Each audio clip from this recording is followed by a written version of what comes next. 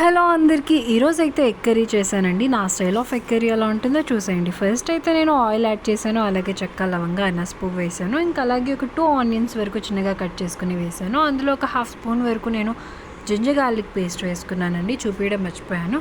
అందులోనే ఒక పెద్ద టమాటో తీసుకొని చిన్నగా కట్ చేసుకొని వేసుకొని మంచిగా మగ్గించుకున్న తర్వాత ఒక హాఫ్ స్పూన్ పసుపు అయితే యాడ్ చేశాను.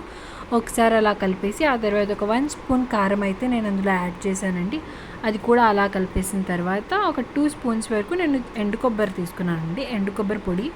అండ్ తర్వాత నేను ఒక హాఫ్ స్పూన్ వరకు ధనియాల పొడి యాడ్ చేశాను, అండ్ కొంచెం గరం మసాలా, అండ్ కొంచెం చికెన్ మసాలా. ఆ తర్వాత ఒక చిన్న గ్లాస్ వాటర్ వేసేసి ఒక 2 మినిట్స్ వరకు దాన్ని ఉడికించుకుంటే ఆయిల్ పైకి తేలేంత వరకు ఉడికించుకున్న తర్వాత ఎగ్స్ని బాయిల్ చేసుకున్న ఎగ్స్ని నేను హాఫ్గా కట్ చేసుకొని అందులో యాడ్ చేసుకొని ఒక 2 మినిట్స్ మూత పెట్టి తీసేస్తే అంతే అండి. చాలా టేస్టీగా ఉన్నటువంటి ఎగ్ కర్రీ అయితే రెడీ. దీన్ని మనం చపాతీకి కానీ రైస్లోకి కానీ తింటే చాలా బాగుంటుందండి. డెఫినెట్గా ట్రై చేయండి. And thank you for watching.